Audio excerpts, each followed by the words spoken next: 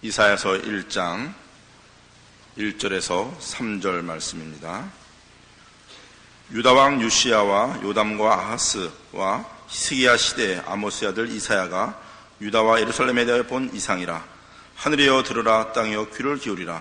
여호와께서 말씀하시기를 내가 자식을 양육하였거늘 그들이 나를 거역하였도다. 소는 그 임자를 알고 나귀는 주인의 구유를 알건만은 이스라엘은 알지 못하고 나의 백성은 깨닫지 못하는도다 하셨도다. 아멘. 오늘부터 시작하는 이 이사야서는 그 이름에 나오는 이사야 선지자의 이름을 딴 것입니다. 이사야 선지자는 기원전 740년경부터 700년쯤까지 한 40년간을 여기에 등장하는 우시야, 요담, 아하스, 히스기야의 네 왕에 걸쳐서 남왕조 유다에서 활동했던 선지자입니다. 그 당시는 이미 남북왕조로 갈린 지 세월이 흘렀고 북왕조 이스라엘은 이제 다 하나님을 배반하고 그저 자기 마음대로 사는 나라가 되었고 남왕조는 아직 약속을 지키고 있는 그런 시대입니다. 그런데 이때쯤 돼서 이제 국제 정세에 변화가 생겨서 여러분 잘 아시는 아시리아, 성경에는 아수르로 나옵니다만은 이 아수르가 발흥하여 이제 최대의 적으로 등장하는 막 그 초기의 때입니다. 그래서 북왕조는 결국 기원전 722년에 이 아수르에게 멸망하고 맙니다. 남왕조는 좀 오래 견뎌서 기원전 586년에 바벨론에 망하고 맙니다. 나중에 아수르는 바벨론에 멸망을 해서 바벨론이 제일 큰 국가가 되어 이제 결국 유다가 포로가 되죠. 그래서 당시에는 애굽이 제일 큰 강국이었고 그리고 이제 아수르가 일어나고 있고 뒤를 이어서 이제 바벨론이 일어나고 그 뒤를 이어서 페르시아가 일어날 것입니다. 그런 국제적인 격변기에 하나님을 배반한 북왕조나 또 이 남왕조도 그 믿음이 시원치 않아서 하나님 앞에 경고를 받고 있고 저들은 하나님의 백성임에도 불구하고 하나님의 백성으로 사는 문제보다는 어찌하든지 외교적, 정치적 그 해결책을 모색하려는 그런 왕들의 생각과 맞서서 이제 이사야가 이 자기의 사역을 해나가는 것입니다. 그래서 이 이사야는 이 남왕조 유다의 잘못된 신앙과 잘못된 그 생각들에 대한 경고들로 가득 차 있습니다만은 이사야라는 이름 자체가 여호와는 구원이시다라는 뜻을 갖고 있는 것으로서 그 지적과 경고가 결국은 구원과 영광의 결말을 하나님의 약속으로 결말 짓는 것으로 이제 그 사역이 이어질 것입니다. 그러나 이제 이 기원전 740년경에 등장한 이사야의 그 사역과 당시의 일들이 우리에게 무슨 가치가 있느냐라는 데 이제 오늘 이사야를 시작하는 우리들의 초점을 모아야 됩니다. 당시나 지금이나 사람 사는데 일어나는 일은 다 똑같기 때문에 이 말씀이 필요합니다. 이사야 시대에 있었던 일들이 오늘날에도 있고 이 시대의 인간들의 잘못이 오늘날에도 그대로 있습니다. 잘 아시는 대로 역사의 교훈이 뭡니까? 역사의 교훈은 인간은 역사 속에서 배우지 않는다는 거죠. 같은 실수를 반복한다는 것이 역사의 교훈입니다. 그래서 오늘 우리가 이 역사를 다시 거슬러 올라가고 우리와 상관없는 나라, 우리와 상관없는 시대의 얘기를 다시 들추는 것은 거기에 우리의 교훈이 있고 우리의 문제를 조명하는 지혜들이 있고 그리고 거기에 우리의 답이 사실은 들어있기 때문에 그렇습니다. 이사야가 자기의 소명을 소개하는 것은 6장에 나옵니다. 한번 가보시겠습니까? 이사야 6장에 가야 이사야가 자신의 소명 받던 장면을 묘사하는 것이 나옵니다. 우시야 왕의 죽던 해에 내가 본즉 주께서 높이 들린 보좌에 앉으셨는데 그 옷자락은 성전에 가득하였고 스랍들은 모셔섰는데 각기 6날개에서 그 둘러는 그 얼굴을 가리었고 그 둘러는 그 발을 가리었고 그 둘러는 날며 서로 창화하여 가로되 거룩하다 거룩하다 거룩하다 만군의 여호와여 그 영광이 온 땅에 충만하도다. 이같이 창화하는 자의 소리로 인하여 문지방의 터가 요동하며 집에 연기가 충만한지라. 그때 내가 말하되 화로다 나요 망하게 되었도다. 나는 입술이 부정한 사람이요 입술이 부정한 백성 중에 거하면서 만군의 여호와이신 왕을 배웠음이로다. 여기 이사야가 본 하나님은 거룩하신 하나님입니다. 거룩하신 하나님.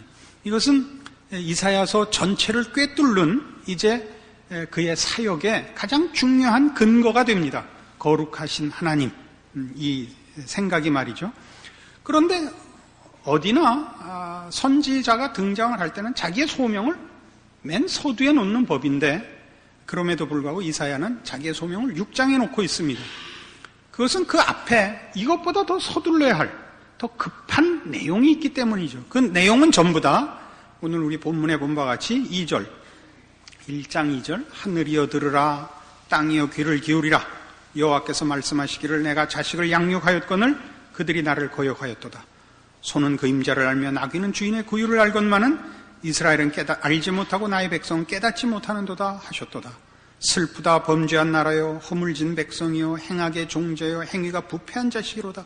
그들이 여호와를 버리며 이스라엘의 거룩한 자를 만홀히 여겨 멀리하고 물러갔도다. 이 슬픔에 찬 그리고 도를 넘어선 이스라엘의 범죄를 지적하는 것이 보다 시급한 탓입니다. 그래서 이사야는 그 시작부터 이스라엘의 범죄를 추궁하며 질책하며 경고하는 것으로 시작을 합니다. 그러나 오늘 보려는 것은 그것보다 더 우선하는 1장 1절 이렇게 간단히 시작한 유다왕 우시야와 요담과 아하스와 히스기야 시대 아모스의 아들 이사야가 유다와 예루살렘에 대하여 본 이상이라 하는 것입니다. 여기서 말하는 이상이라는 것은 계시를 보았다는 뜻입니다. 어떤 환상을 봄으로써 가지는 그 환상을 보는 감동, 감격 이런 것이 아니고 어떤 내용을, 어떤 뜻을 그가 전달받았다는 것입니다. 자신의 사역을 설명할 수 있는 소명에 관한 것은 6장에 위치시켰지만 그가 이제부터 시작하려는 유다와 예루살렘의 범죄를 지적하는 일은 그러나 어쨌든 가장 짤막하게라도 이 근거를 먼저 제시해야만 가능한 것입니다. 그게 뭐냐 하면 하나님의 권위입니다. 하나님이 누구신가? 하나님이 어떤 분이신가라는 전제 조건 없이는 그 이후의 얘기들은 다 무의미한 것입니다.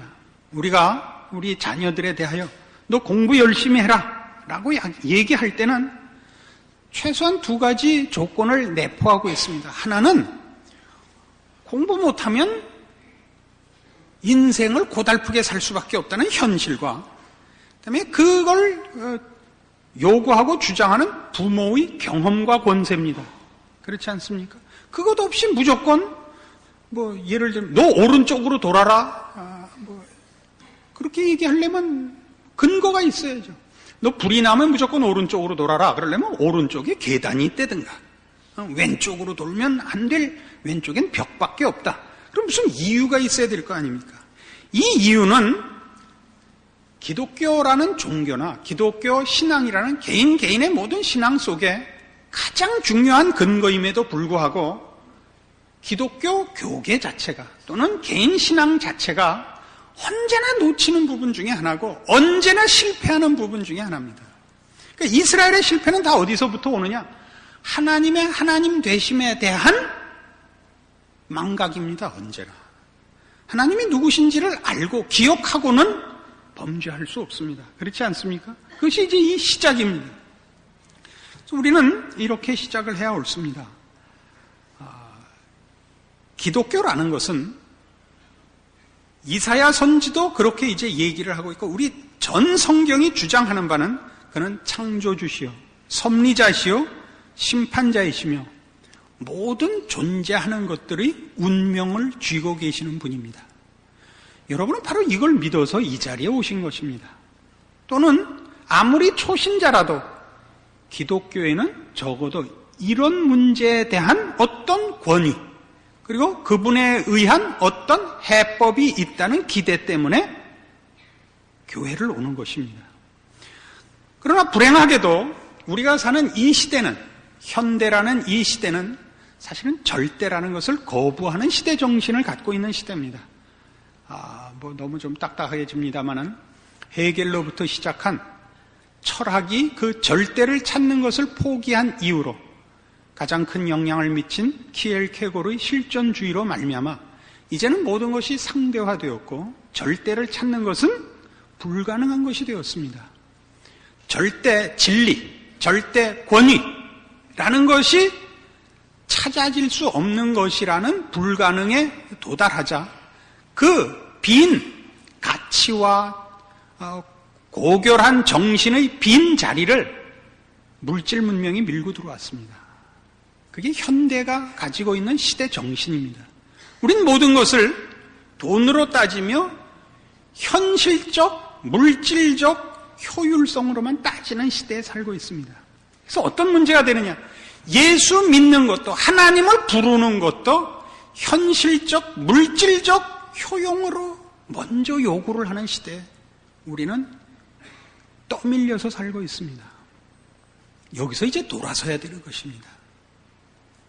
이사야가 와서 외치는 하늘이여 들으라, 땅이여 귀를 기울이라, 이렇게 크게 하늘과 땅을 증인으로 소환하는, 아니 온 우주를 향하여 그가 발언하는 하나님의 권세와 하나님의 유일한 모든 존재의 근거요, 이유요, 운명이요, 내용이요, 복 주시는 분으로서의 하나님을 이렇게 서두에 불러들임으로써, 표현함으로써 이스라엘 백성의 죄를 근본으로부터 지적하고 들어오는 것이죠. 오늘 우리 현대를 사는 신앙인들의 죄도 따지고 보면 결국 이겁니다. 우리는 아무도 하나님의 권세와 거룩하심을 사모하며 요구하여 그 앞에 나오지 않고 예수 믿어 세속적으로 복받으려는 열심으로 예수를 믿게 된 것입니다. 처음부터 그러지는 않았을 수도 있고, 처음은 그랬으나 나중에 바뀌었어야 되는데 안 바뀌고 있을 수도 있습니다. 처음엔 그럴 수 있다는 것은 이렇게 아주 저급한 욕구로 기독교를 접하게 되는 수가 있습니다. 그래서 점점점 더 깊고 영원하고 절대 진리인 하나님을 만나는 대로 나아가는 수도 있고, 처음엔 이렇게 고백을 해놓고도 이 시대 정신에 떠밀려서 우리의 고급함과 우리의 절대 되는 복들을 팔아먹었을 수도 있습니다. 하나님은 결코 이런 분이 아니라는 걸 기억을 하셔야 됩니다. 하나님은 환경이 있고 현실이 있고 운명이 있은 후에 그것을 어떻게 조작하러 들어오시는 분이거나 그걸 조종하러 들어오시는 수리공이 아닙니다. 이거 인정하십니까? 그러나 여러분은 사실은 이렇게 하나님을 부르는 경우가 더 많습니다. 그러니까 어느 게 더 근본인가 생각을 해보십시오. 현실이 먼저 있고 하나님이 이 현실을 고쳐주러 오시는 분인가? 하나님이 있고 하나님에 대한 반응에 따라서 현실이, 하나님 앞에 욕먹는 현실과 하나님의 칭찬을 받는 현실이 있다, 이렇게 생각하는 사고 구조를 갖고 있는가 여러분 스스로를 점검하시라 말입니다. 우리 안 그렇죠. 현실이 더 무섭죠. 하나님보다 더 무서운 신이지요. 현실, 돈 없으면 못 사는 현실이 먼저 있고, 사람 눈에 벗어나면 안 되는 창피한 현실이 먼저 있고, 그래서 하나님 앞에 이 문제를 꿰매달라고, 꿰매가 맞아요? 꿰매가 맞아요? 하여튼 그렇게 하나님을 부르고 있단 말이죠. 거기에 대한 통렬한 지적입니다. 아주 통렬한 지적이에요. 이 글을 읽으면서 이렇게 두통이 일어나지 않으면 다 가짜인 거예요. 나는 왜 내가 두통이 평생 있었날 몰랐어요. 이건 이사야를 하면서 내가 거룩한 사람이구나 이런 생각을 비로소 했습니다. 아멘. 말씀하시는 하나님, 말씀을 한다는 것은 하나님께서 그의 뜻을 나타내시는 것입니다. 하나님께서 그의 뜻을 나타내시는 것은 그것이 곧 전부인 것입니다. 왜냐하면 그는 창조주시며 섭리자시며 심판자이시기 때문입니다. 그의 말씀은 뜻을 전하는 것뿐만 아니라 그의 뜻이 곧 그의 행동이시며 그의 작정이시며 모든 사물의 결론입니다. 그렇지 않습니까? 히브리서 1장에 가보십시다. 신약성경 353페이지 히브리서 1장 1절입니다. 옛적의 선지자들로 여러 부분과 여러 모양으로 우리 조상들에게 말씀하신 하나님이 이 모든 날 마지막에 아들로 우리에게 말씀하셨으니 이 아들을 만유의 후사로 세우시고 또 저로 말미암아 모든 세계를 지으셨느니라. 말씀 중엔 말이죠. 우리가 말씀이라 하면 이렇게 편하게 이렇게 말하는 걸로 생각하지만 하나님에게 있어서 말씀은 말씀으로 천지를 지으셨다라고 표현되어 있고 예수 그리스도를 보내신 것이 아들로 말씀하신 것이라 이렇게 표현되어 있습니다. 하나님의 말씀은 우리 같이 이렇게 언어로 표현하는 그런 대화가 아니고 그 이상의 것입니다. 하나님의 말씀은 곧 진리고 구부리거나 취소시킬 수 없는 운명입니다. 그것은 그분의 의지인 것입니다. 그것은 그분의 지성이며 감정이며 의지인 것입니다. 그래서 모든 사물에게 있어서 그것은 그대로 운명이 됩니다. 하나님께서 지금 말씀으로 이스라엘 백성을 향하여 전 세계를 향하여 아니 그의 모든 지으신 만물에 대하여 말씀하고 계시는 것은 그가 이 모든 지으신 것의 창조주이시며 섭리자이신 것 그리고 그 운명을 그의 뜻대로 이루실 것을 우리에게 밝히 보이고 있는 것입니다. 왜 이런 표현들이 필요하냐 하면 하나님이 말씀하고 계시다는 것은 프랜시스 셰퍼가 쓴 책 중에 이런 게 있어요. 거기 계시며 말씀하시는 하나님. 아주 기가 막힌 표현입니다. 우리가 보는 세상, 매일 텔레비를 보고 매일 살면서 보는 이 세상의 흐름, 돈이 최고의 권세를 가지며 유일한 척도인 이 세상이 발언을 하고 있고 그것이 운명을 결정하는 것이 아니라 저 하늘 보좌에 계시는 우리 하나님이 그의 발언만이, 그의 뜻만이 유일한 진리며 유일한 운명이라고 말씀하시며 간간히 드라마 중간에 광고 시간에 말씀하시는 것이 아니라 언제나 그렇게 발언하시는 것이 운명이시듯이 그의 작정과 생각이 모든 우주의 유일한 근거요, 결정이요, 운명이라 말입니다. 여러분이 듣느냐 안 듣느냐와 상관없이 우린 여기를 놓치고 있죠. 이게 어디에까지 영향을 미치고 있느냐 하면 바로 이 강단에까지 영향을 미치고 있습니다. 올바른 교회의 표지가 뭐냐 하는 신학적인 물음이 있습니다. 교회의 교회된 표가 뭐냐? 네?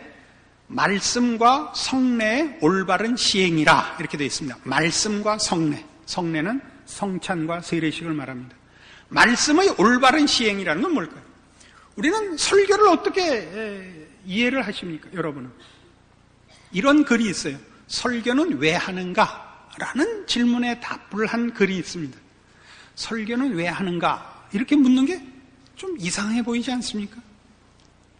여러분 이 질문을 받으시면 어떻게 생각하시나요? 여러분은 설교는 왜 듣는가? 그렇게 여러분한테 물을까요? 설교는 왜 하는가? 라는 질문은 왜 나온 거냐 하면요, 꼭 설교일 필요가 뭐가 있느냐 라는 데서부터 나온 겁니다. 그렇죠? 우리가 이렇게 모여서 하나님의 말씀을 듣고 하나님의 뜻을 이해하며 그 뜻을 전달받는 데는 꼭 말씀일 필요는 없지 않느냐, 설교라는 방법일 필요는 없지 않느냐. 그래서 요즘은 간간히 이 설교를 대체하는 시도로 찬양 예배라는 것이 이미 시행이 되고 있고 그 드라마를 하는 데도 있습니다. 이런 것들은 다 말씀이 가지는 의미에 대한 이해의 부족에서 나온 것입니다.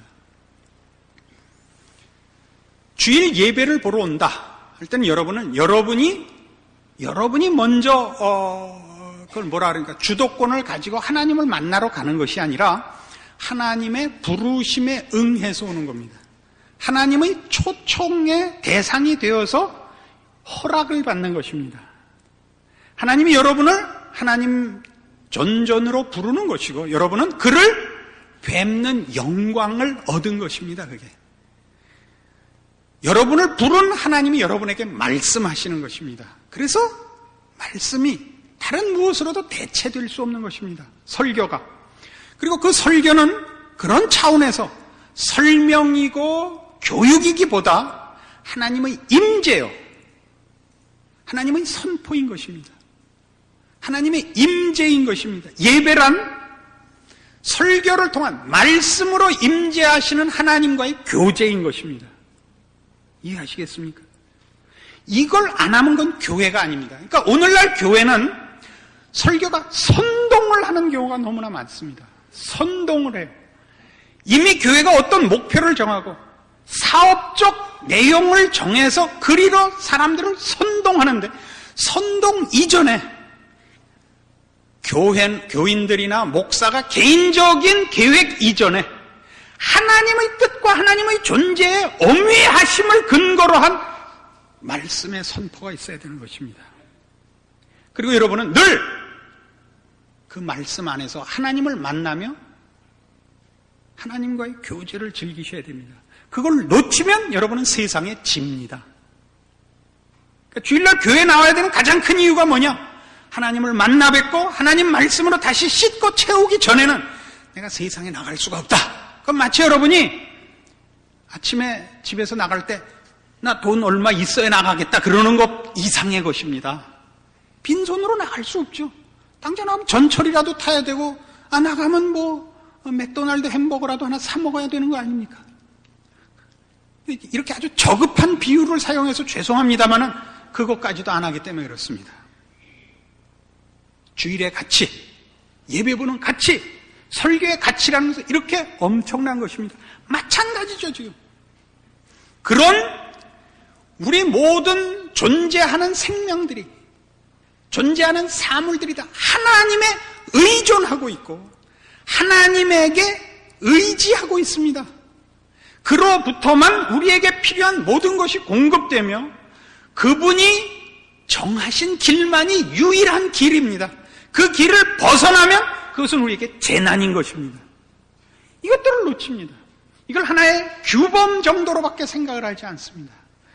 신명기 4장에 가보십시다. 신명기 4장 32절, 구약성경 267페이지입니다. 신명기 4장 32절입니다. 네가 있기 전 하나님이 사람을 세상에 창조하신 날부터 지금까지 지나간 날을 상고하여 보라. 하늘 이 끝에서 저 끝까지 이런 큰 일이 있었느냐? 이런 일을 들은 적이 있었느냐? 어떤 국민이 불 가운데서 말씀하시는 하나님의 음성을 너처럼 듣고 생존하였었느냐? 어떤 신이 와서 시험과 이적과 기사와 전쟁과 강한 손과 편팔과 크게 두려운 일로 한 민족을 다른 민족에게서 인도하여 낸 일이 있느냐? 이는 다 너희 하나님 여호와께서 애굽에서 너희를 위하여 너희의 목전에서 행하신 일이라. 이것을 네게 나타내심은 여호와는 하나님이시요 그 외에는 다른 신이 없음을 네게 알게 하려 하심이니라. 여호와께서 너를 교훈하시려고 하늘에서부터 그 음성을 너로 듣게 하시며 땅에서는 그 큰 불을 네게 보이시고 너로 불 가운데서 나오는 그 말씀을 듣게 하셨느니라. 여호와께서 네 열조를 사랑하신 거로 그 후손 너를 택하시고 큰 권능으로 친히 인도하여 애굽에서 나오게 하시며 너보다 강대한 열국을 내 앞에서 쫓아내고 너를 그들의 땅으로 인도하여 들여서 그것을 네게 기업으로 주려 하심이 오늘날과 같으니라. 그런즉 너는 오늘날 상천하지에 오직 여호와는 하나님이시오 다른 신이 없는 줄을 알아 명심하고 오늘 내가 네게 명하는 여호와의 규례와 명령을 지키라. 너와 네 후손이 복을 받아 네 하나님 여호와께서 네게 주시는 땅에서 한없이 오래 살리라. 이스라엘 백성의 출애굽을 근거로 한 하나님의 권면입니다. 이스라엘의 역사요, 이스라엘 백성들만의 특권이 아니라 우리 모든 신자들이 가지는 동일한 경험입니다. 우리 중에 아무도 하나님의 은혜 없이 스스로 죄악의 자리에서 벗어나와 하나님을 만난 자가 없습니다. 그런데 기적같이 마치 이스라엘 백성이 애굽에서 벗어난 것 같이 그리고 그 광야에서 만나를 먹고 반석에서 나오는 물을 먹은 것 같이 그렇게 이 자리에 왔습니다. 그러지 않고 예수를 믿는 자는 아무도 없습니다. 이 이스라엘이 나중에 우리가 보는 아수르에 망하고 바벨론에 망하는 그 나라가 된 것 같이 우리도 하나님께서 우리에게 베푸신 기적들과 우리에게 알게 하신 진리들과 생명들에 대하여 점점 가물가물해져 가고 있는 것입니다. 그래서 확인해야 됩니다. 어느 힘이 더 세냐? 그건 물어볼 것도 없습니다. 그렇게 물어볼 것이 아니라 무엇이 진리냐죠. 무엇이 영원이냐죠. 하나님 편에 서야 됩니다. 그래서 우리는 우리의 구원을 그렇게 기뻐하고 감사했던 것입니다. 그러나 우리는 우리의 구원을 지켜내지 못하고 있는 것이 현실이죠. 하나님께서 우리에게 베푸신 일, 하나님 안에서 우리에게 허락받았던 구원과 그로부터 주어지는 새 생명과 진리들에 대한 감격들, 세상이 줄 수도 없고 흉내낼 수 없었던 그것들을 다 버리고 다 팔아먹고 왜 다시 이 꼴뱅이가 됐는가 생각해라 이겁니다. 이사야 1장입니다. 이렇게까지 요구했었죠. 같은 신명기 30장 15절 이하에 이렇게까지 하나님이 분명하게 그 결정을 요구하셨습니다. 신명기 30장 15절 보라 내가 오늘날 생명과 복과 화망과 사망과 화를 내 앞에 두었나니 곧 내가 오늘날 너를 명하여 네 하나님 여호와를 사랑하고 그 모든 길로 행하며 그 명령과 규례와 법도를 지키라 하는 것이라. 그리하면 네가 생존하며 번성할 것이요 또 네 하나님 여호와께서 네가 가서 얻을 땅에서 네게 복을 주실 것임이니라. 그러나 네가 만일 마음을 돌이켜 듣지 아니하고 유혹을 받아서 다른 신들에게 절하고 그를 섬기면 내가 오늘날 너희에게 선언하노니 너희가 반드시 망할 것이라. 너희가 요단을 건너가서 얻을 땅에서 너희의 날이 장구치 못할 것이니라. 내가 오늘날 천지를 불러서 너희에게 증거를 삼노라. 내가 생명과 사망과 복과 저주를 내 앞에 두었은즉 너와 네 자손이 살기 위하여 생명을 택하고 네 하나님 여호와를 사랑하고 그 말씀을 순종하며 또 그에게 부정하라. 그는 내 생명이시요 네 장수시니 여호와께서 네 열조 아브라함과 이삭과 야곱에게 주리라고 맹세하신 땅에 네가 거하리라. 사망과 생명과 복과 사망과 화를 놓고 우리에게 선택을 요구하고 있습니다. 무릇 교회란 바로 이 하나님이 선포되며 임재하심을 증명해야 되고 모든 신자라고 고백하는 개인들은 그의 삶에서 이 하나님을 의지하여 살아야 됩니다.